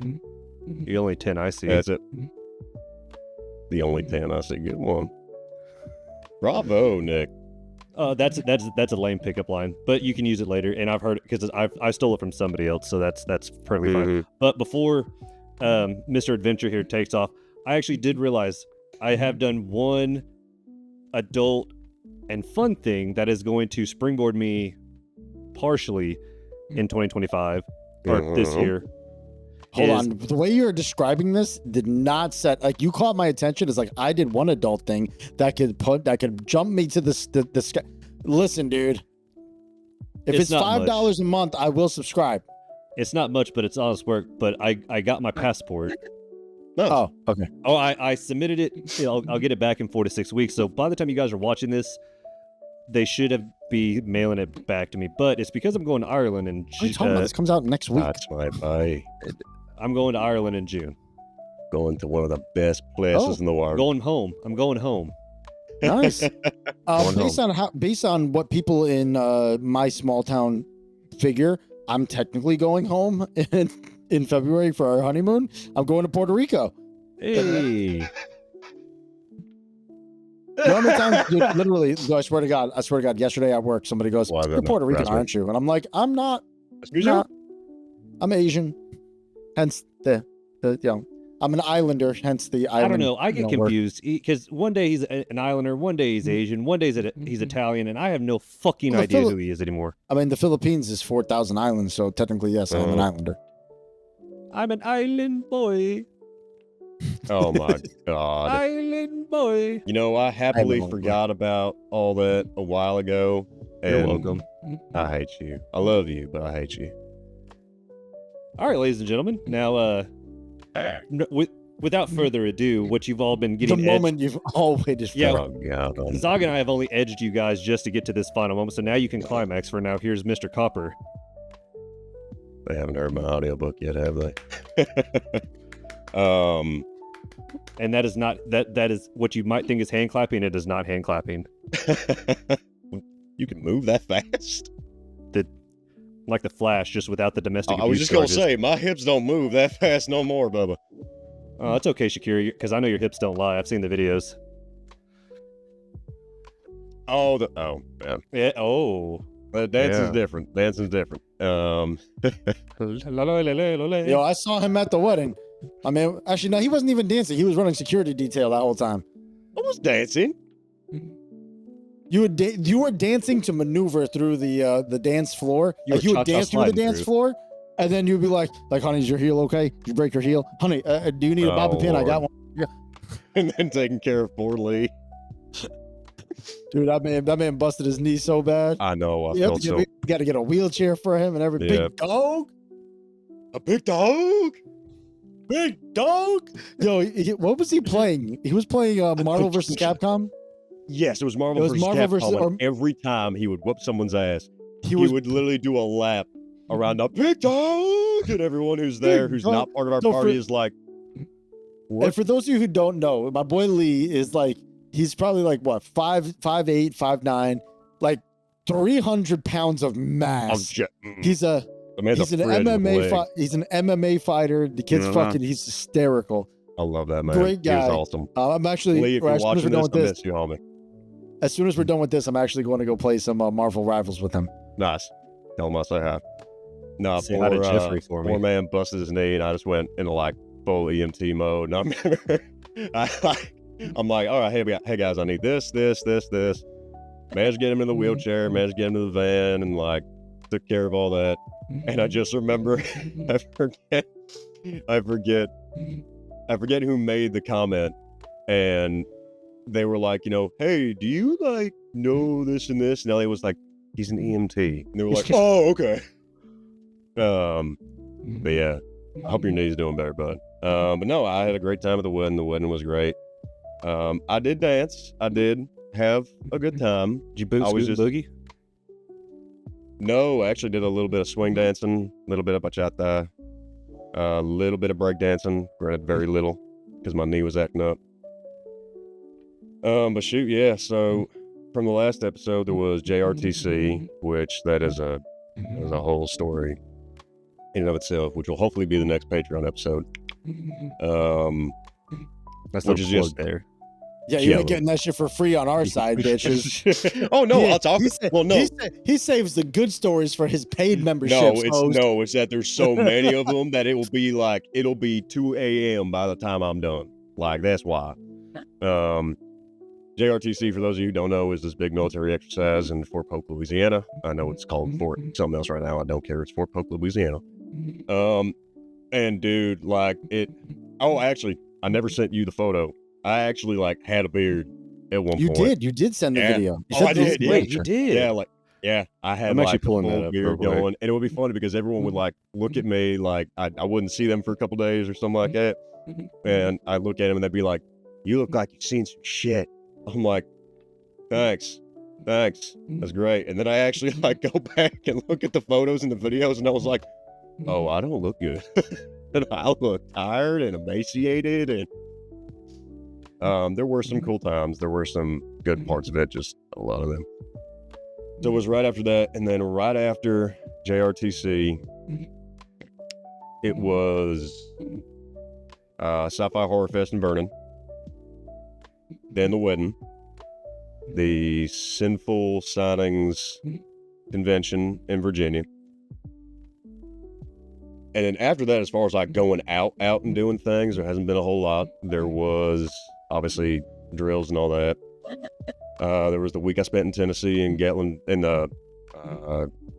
Forge, Gatlinburg, Louisiana. Huh? Like around the Smoky Mountains and all that? Dude, love that area so much. Gatlinburg? Oh, dude, I didn't want to leave. Yeah. I did not want to leave. It is. I went there for a wedding last year. We road trip. That was actually one with them with Chris. Mm-hmm. And dude, that was. I've never seen such a more beautiful. There. Like, I shot a wedding there. Yep, I shot the wedding because especially when we went there, they had the lights at Anarchista, which is like, so like here in New England, we'll have the ones where like, especially around Christmas, you'll have like, they set up all the lights and you walk through them and all that. But all the lights generally are just either there or maybe they're like moving around. No, dude, this place at Anarchista, it's almost like there's an exhibit for each set of lights. And there's this whole like music thing that is synced to them each time. There was everything from like, it looked like a downed spacecraft, but like it's all around you. There's another one where, for like paranormal investigations, like the green, like grid kind of lights. Yes. Okay. Now, picture that. Several of them in different colors all around you that are synced to this absolutely beautiful music. Like it looked like a laser show?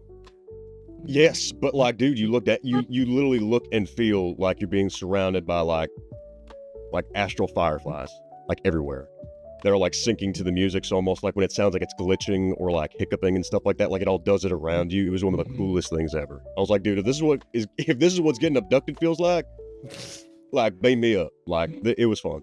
That was great. Did some trail riding. I'm trying to remember the Sugarland Stables. We did a trail ride with them, which was fun. And yeah, even just being around like Gatlinburg and Pigeon Forge, like, dude, it was beautiful there. We went to Dollywood, which was nice. Of course you did. Of course you did. I didn't get a chance to get to Dollywood. I went to Alcatraz though. That was fucking cool, dude. That museum. Seeing OJ's Bronco. It's pretty cool. But no, it was just a good time. And then since that, it's like I can't even say since then because concurrently going on with all this has been the audiobooks. I just wrapped up number 4. Yeah, I just wrapped up my 4th one, and there's several that are coming up, and I'm excited about all of them. It's just like I'm very blessed and I'm very lucky in that like as I got into the audiobook world finally, that it's not like, got hired for one, did this and this, and then nothing. No, it was like, did one, the next one, and they're lined up to do more and more and more, and I'm very lucky. But it's kind of like that thing of like, it's not even like I get to do this now. It's like, oh shit, I'm doing this now, and I'm doing it all at once. So I'm happy about it. I love it, and I'm very happy about it. But that's been a trip. We actually I had to move everything down here because my studio, we actually go to our Facebook. Mama threw up a photo of it. We actually kind of have like a soundproof like little booth that while I was away in Tennessee, my mom and my dad kind of put together up there, and then I helped soundproof it when I got back. But it's like a nice, it's literally like a room under the stairs looking kind of thing, but it's all soundproof, and I got like the computer all there. It's actually a little mini computer, which I know that y'all are much more technically savvy than I can. I didn't know that a desktop could be that big by that big. Yeah, but you got a Mac, the new Mac one? Or Mac one? It's not a Mac. So Blanca, who is my guardian angel in the audiobook world, her awesome badass husband, who I met when we were in New Orleans, awesome dude, I love him, built me like it's legit, like this big by this big. Yeah. But I didn't know like micro desktops. Yes, I didn't know that was a thing. Yeah, they're very popular. I mean, and that's what I recorded. You don't have to have a massive setup like this thing I have over here, or a fucking, But I didn't know that was a computer. And like that's what I record off of now, and like so that has leaps and bounds made my recording so much easier and so much better.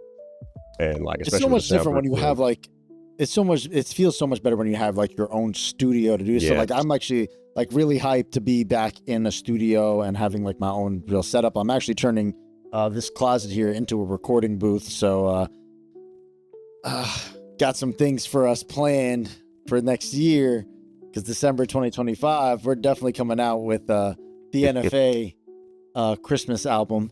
We're gonna record that shit. It's gonna be funny. Ellie already claimed I want a hippopotamus for Christmas. I claimed Dominic the donkey. Chingity ching. Obviously, anything having to do with Ben Crosby, I'll take care of. Yeah, I'm just gonna give you anything that's anything. No. Don't give that for free on our side. Okay? You make them charge for your good stories on your Patreon. They get the songs when they pay for that shit. When we have the 2025. You want to hear his stories? You go to him. You want to hear his music? You come to me. Exactly. You're gonna do all the stuff. What's his name? Nick. What's the one white guy that sings all the Christmas songs every year? He's only famous. No. Wait, what? Pretty white guy that sings Christmas music. Just because I'm white, you think I know every white singer? What I don't want to say it that way. This? I don't want to say it that way, but yeah. Yes. You should know. We know that you don't know every Filipino ever. So Bublé. Michael Bublé. I cannot sing Michael Bublé. Yeah. That man's voice, like. What about Michael McDonald? From Bad TV. Yeah, I know. I had to think about that for a minute. No. Oh wait, who am I thinking of? No. Not Michael McDonald. The singer. Oh, the singer Michael McDonald. Yeah, the singer Michael McDonald. Oh, They played his song on 40-Year-Old Virgin, and he was like, if you... No, shoot, I can't remember. I don't know, but you're not singing anymore. But Nick, you were away for a second.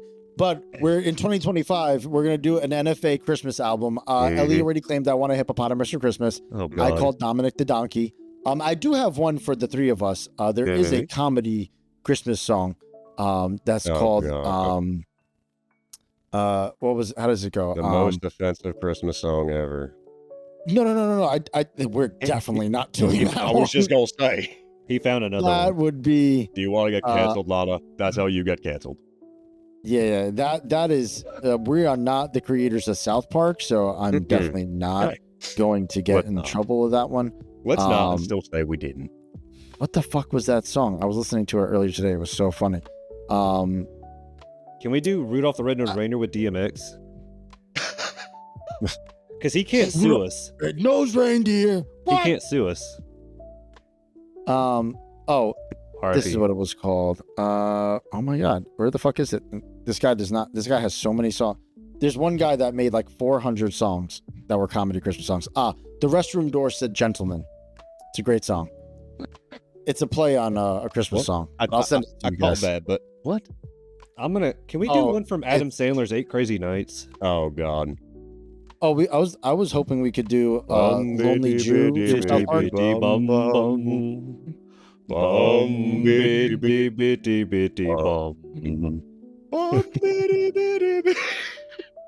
No, we're gonna have to fly you out here. There's a technical Oh, here come the seizures. Oh, there's a technical foul. It's a technical foul. No, we'll do that one. We'll do the technical foul song because I can do that voice perfectly. Oh yeah, that is a song. I forgot about that. This is perfect. See, we're Copper. Before you leave for your deployment, we're gonna need about 4 songs of you singing Christmas songs, and then don't worry, I'll mix and master it. I just need the raw sample, the raw cuts. I'm down. He just needs it raw. Give it to him raw. Like it raw. Again, like pre-wedding night raw. I was just you asshole. I was gonna get there. Oh wait, you take too long. You gotta get to the. Yeah, you gotta get it in there. You gotta get it in there. This is why you could, and this is why you don't take too long pre-wedding. Oh, see, there you go. About time. If you did, because you put a pillow barrier between us, you asshole. Was there anything else that you did on your fucking I don't know if there's any else you could fucking fit in 7 months. Holy shit. His 7 months, he crams he like 18 months in 7 months. That's what he did. That's what I'm saying. Like he just crammed it in there. Just like I understand, like my workload is cut out for me in making this movie and just trying to do the podcast and doing my cooking thing as well. But if I have to put 18 months worth of work in 7 months, I ain't doing that shit. I'm too. Starting with the fire department, I did throw that out. Obviously, anyone who's seen the videos already says. But starting with them. Granted, I'm only a paid on-call guy, but like, dude, I'm happy I just got to start. And it's funny because like I know it's the new guy syndrome. How anytime I hop in the truck, I'm like, yeah, let's go. And then, but like it's even just like the small stuff, dude. I'm just happy to finally like get hired on and like finally be able to get on a department that's hiring. And it's just, I love, man, anytime I hop in the truck, I'm just like on the outside, I'm listening to the comms, I'm checking what's going on, I'm paying attention, but there's that little part of me that's just like, yeah, we're in the big red truck. Well, I'll be damned. You're like a little kid. You're living your dream. That's what it is. That's a little red truck carrying a Christmas tree. I will Like I hope one day I feel that feeling when Nick and I are touring, a 3-state tour and we're sitting in front of 150 people and getting paid to do a show, a live show. Hold on, why the fuck aren't I coming? Because you're gonna be booked. Yeah, I know how this is gonna go. We're gonna call you, girl. Can you make this one? And you'll be like, I'm gonna be in California for that. Actually, one. you know what? No, we can do it. But it's gonna be. I don't know if any of you watched Modern Family. But when Phil couldn't be there, he put himself on an iPad and he rolled out, and that's just going to be Copper in another state, and we just roll them out, and they're like... It's a wheel of Copper. Like, if anybody who watches How I Met Your Mother, it's Marshpillow. There you go. Yes. It's Jesus. Marshpillow. Well, or at Robin and Barney's wedding when he was on the iPad, same concept. Oh yeah, it was the marshmallow. Yeah, because she put his iPad on. Yeah, marshmallow. Marshmallow 2.0. That's what it was. 2.0. But I'm rewatching How I Met Your Mother. we just finished it. I will tell you right now, if somehow, knock on wood, I actually managed to blow up and get that big, I ain't ever too big for either y'all or Ellie. I don't give a fuck if Steven Spielberg is like, hey, I need you for a day. I'll be like, I'm going to be on tour with my boy, sorry. I understand that, but odds are you're already pre-booked for a lot of things. That's usually the case, majority of the time. After deployment, I have no idea what things are going to be like after deployment. It's no, been good point, because good point, because you're not going to be as active as you would have been if you were home. And like that's been the weird thing. We're kind of trying to think of like what to do with that too, and it's, I mean, with the whole TikTok going away thing, you know, to be honest with you, TikTok kind of forgot about me, which, you know, I have all these other things in my life going on that I need to focus on. And I will say this, TikTok was a great springboard into all the other things. It got me seen to do audiobooks finally, like this, like, and that goes into the voice acting, hopefully someday goes into film acting, and like it does all these other things, and it was a great springboard and other things. And I've also made this impact on people's lives that I'm very, very happy about. But it's like, you know, if TikTok goes away, it's like, okay, I don't. Still got me on YouTube, still got me on Insta, still got the Facebook, still got all the other things I'm doing. But it's hard because it's like a podcast. A podcast. I was three other people. I was into there. He was getting there. Yeah, he was getting there. I was saving the Oh yeah, he named all the other things that he's like, yeah, don't forget to check out my Facebook, my Instagram, my Jesus Christ. But no, it's like I'm still gonna be doing things. And the other big thing of it is that like I got all the other things in my life that I do. Like it's kind of one of those things where it's like it's funny because people have been like, well, maybe you should post more, maybe you should do this, maybe you should do this. It's like, hey, you know, when I talk about things like doing army shit and this shit and this shit, yeah, I actually have to go do those things to have the stories to tell y'all. Yeah, like that's why I don't post that all on social media, because like when I'm at work, dude, like I've been so busy with my new promotion and everything. Like there's so much responsibility on my shoulders. Appreciate that. There's just so much responsibility on my shoulders at work now. I can't fuck off as much as I was, man. Like I'm gonna get myself fired if I do that shit again. So like now it's like, now granted, they almost made me the social media manager for the dealership, and then they wouldn't pay me. So horrible idea. I was like, well, no, I had a good idea. You saw the video I made? Oh yeah, that's right. And that was a great video. I thought it was funny. It was. Yeah, no, that was really good. It had a great reception locally, and then they said they weren't going to pay me to do that. And I'm like, I'm not taking on a second full-time job. If you're like, good at I'm not asking for much. I'm not asking for much. I just want a little bit. Like, I know how to do this. And I was like, I even told the people that were running it, I'm like, you guys are aware, I've collabed with people who have like 3 million, 2 to 3 million followers on social media that I could easily just FaceTime and do a quick bit with me. But all I'm asking is for a few $100. So I'm asking for a lot for a second full-time job. See, that's what's like you were saying, Copper. What's funny is that like people will talk about, oh, well, you need to post more. Oh, you went down the algorithm. Well, you need to post more. People don't take into account that we have, and I say we, like I have what is like a crumb of what like you're following, like very, very small crumb. It's so hard to post like daily. Like you can't just post as often as you would like. And then you have to build up the material, and then you have your regular life on top of it. Like it is a continuous thing. It really depends on what niche you fall into, and I think like for me, it was the niche that drew people in. And like here's the other thing: just because you have just like like the amount of followers you have doesn't always correlate to the amount of people who are seeing you. Like I can't tell you how many times it's been like, dude, I ain't seen you post in like 3 months. It's like I've posted in the past. I mean, a lot of social media too, though, has become pay to play. You want to be a player, you got to pay for the money and have those videos boosted, or they're not going to put it out there as much. And I'm stingy. I won't pay for it. Now, I will say this much: like people who it is working for them and it is doing great. Like I've seen people like talk shit and all that. It's like, dude, they're doing well. Like, fuck off. Like some of the other social media dudes and dudettes I know that they're like, their shit's going up. Like, there's no part of me that's like, well, your shit going up. If anything, I'm like, hell yeah, hon. Or like, hell yeah, dude, good. Yeah, like, and trust me, I don't envy anybody who's getting more like I respect it because y'all put the work in. I know what goes on behind the scenes. I know how much effort goes into editing, coming up with the idea, executing the idea, creating a schedule, making sure you're consistent, engaging with the fan base, not just posting. There's so much behind the scenes of it. So when I see somebody reach that level, I have nothing but respect. Like one of my favorite creators, Straw Hat Goofy, I remember watching him from the get-go, and now seeing him interview people and be on red carpets and be in the room that's happening. You know, I want to be in the room where it happens, Hamilton.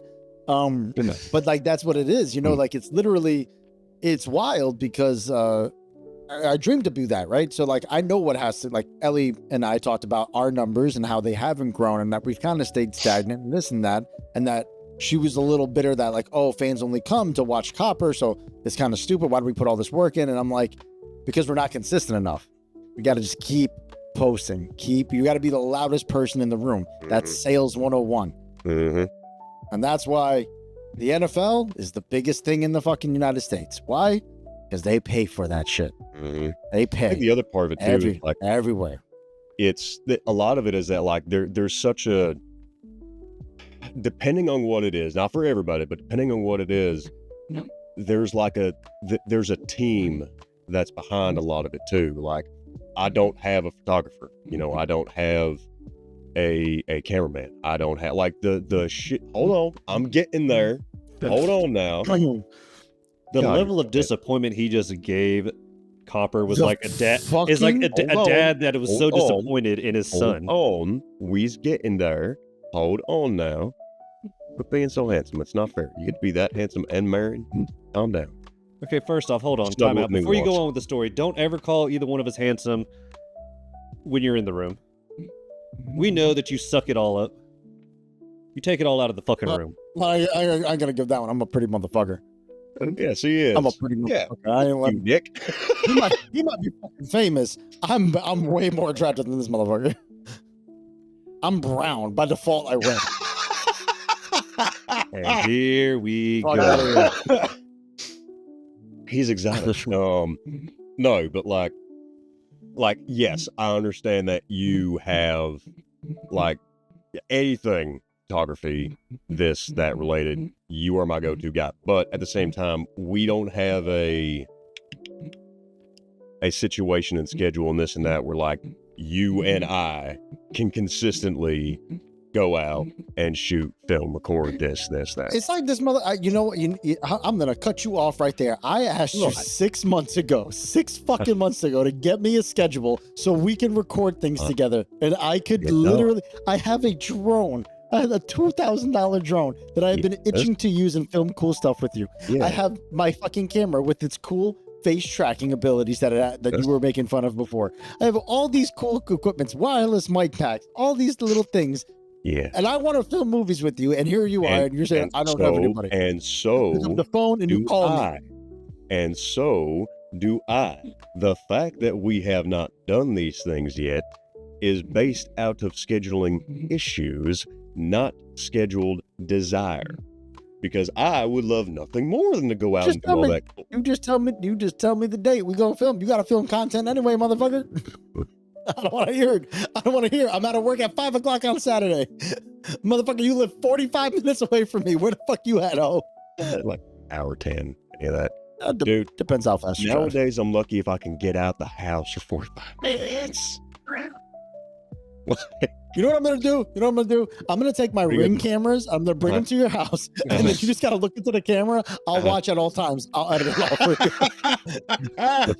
It's like Welcome to Big Brother, asshole. I was going to say, it's a bootleg Big Brother. Bootleg Big Brother. You know what? Real talk, and this would be the funniest thing. I would do that if we did a weekend Airbnb. Did a weekend Airbnb? We meet up somewhere, do a weekend, and just film, and just have the cameras rolling at all times. And I bet you we get some hysterical fucking footage. What do you think about doing my honeymoon? I'm going to document everything.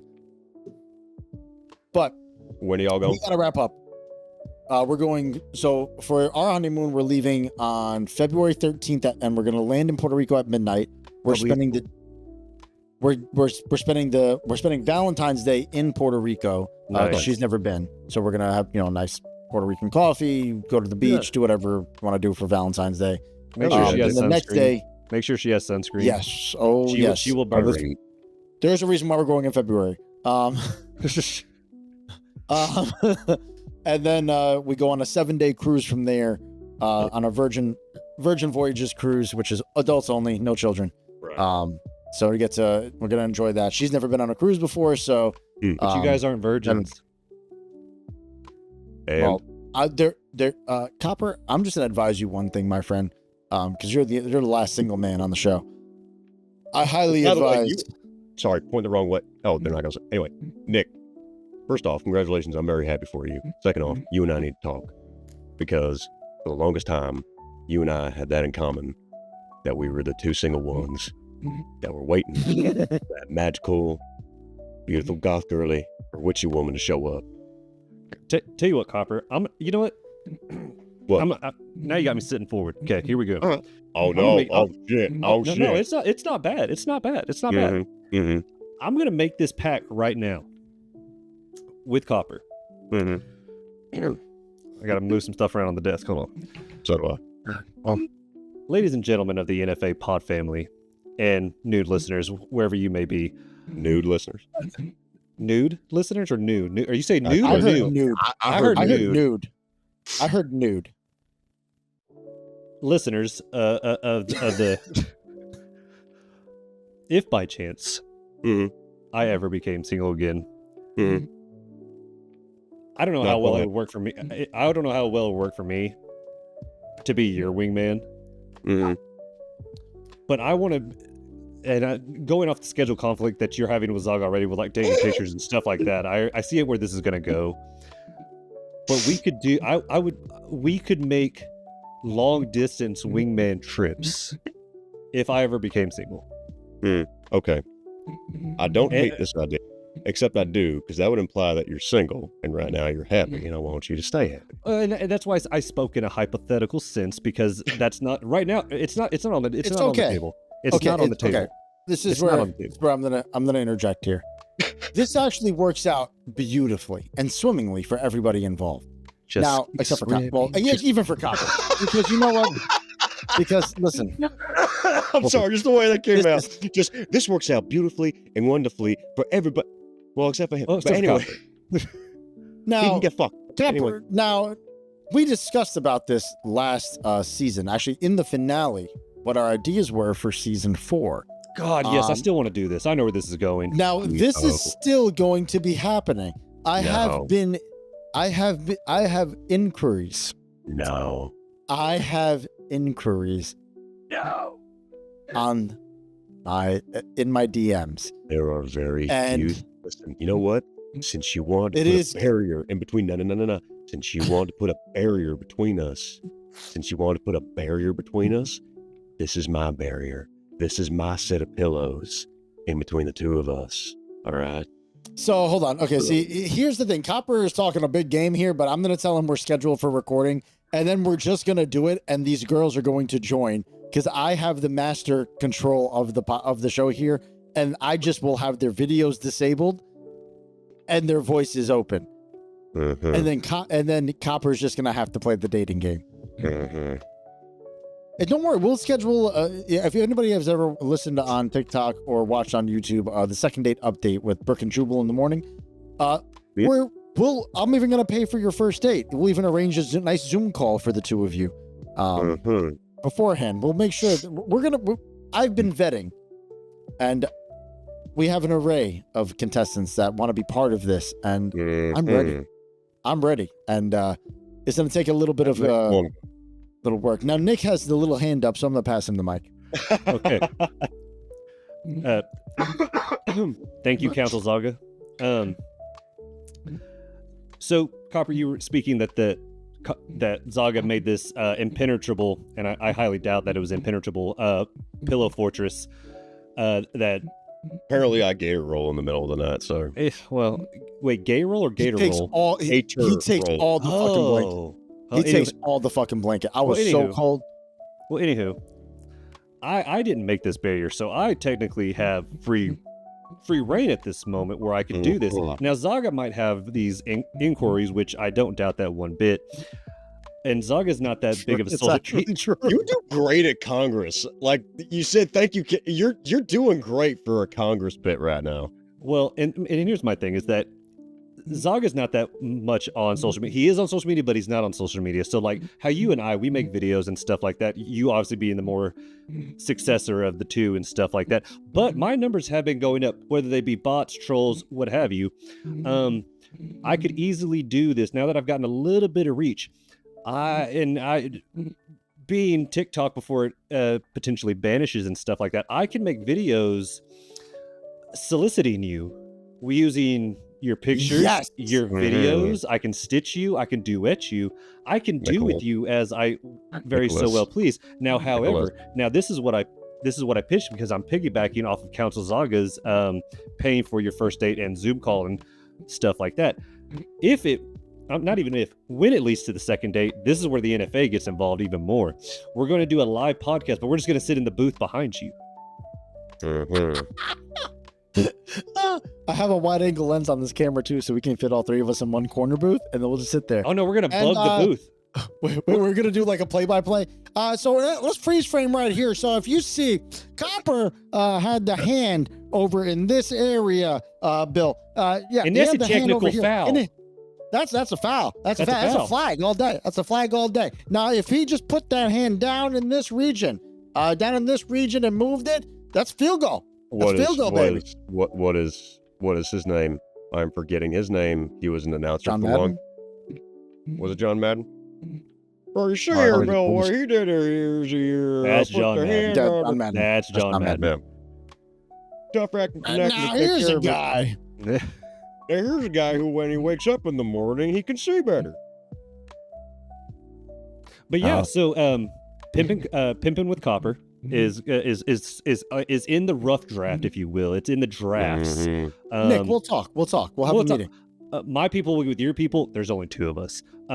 So my people will get with your people. Spoiler alert: I'm the people. I'll have Ellie yell at us later to make sure this happens. Yeah, and see, the thing is that even though Ellie's not on the screen at the moment because she's doing adult things and we're being children, she will have the final say on who is allotted into the rounds. Yes, she's going to be the one that vets every single person. Now, exactly. Ellie. As much as I want to keep this going, because we can keep talking. We could. Help. We hit you're out. I need help. You're out. You're outvoted. You're outvoted 2-1 right now, so that's happening. And this is America. So this is democracy. And so that was great. Now listen. Okay, hold on. When I auctioneer at the Cavalry Ball later this year, I need to get a gavel, but no, it's because to us that's a knife hand. I need a knife hand gavel. Listen here. Yep, right there. Sold. 395,000 twice. Sold. You need two. You need one with a pointer and then one with the hand. So you know, hold on. Here's one, and then I just point at people with. Okay. Just one last thing, Zaga. I got one last thing to this. Just one last thing to this. No, you don't. Keep going, Zaga. Anyway, if we end up pimping him, selling him, whatever it is, I'm gonna tell you how cheap I am, Copper, and I love you to death. I do. I have so much mad respect for you. But the moment that whichever one of these dates say that you've hit it off well, the moment that she says, "Look, I will subscribe to everything that you guys have," I'm selling you, because that's just a new follower. Exactly. To be a participant, you must like and subscribe on Spotify and YouTube, or maybe not Spotify, but you gotta at least follow us on one of our social media accounts and follow us on YouTube or Spotify, one of the two. I want proof of it.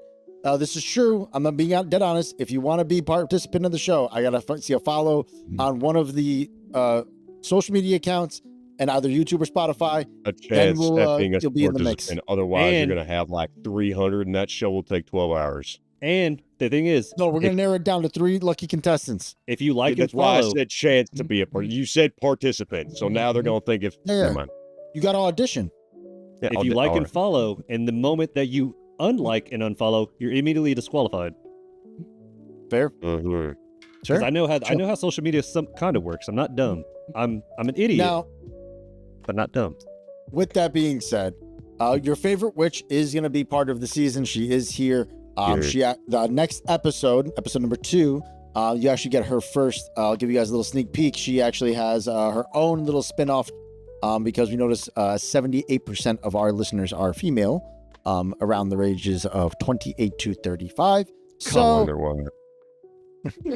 yeah, Mr. Book Talk over here. Mr. Book Talk and Mr. Slasher Films. Like, what the fuck else are we gonna do? You're a whore, Peter.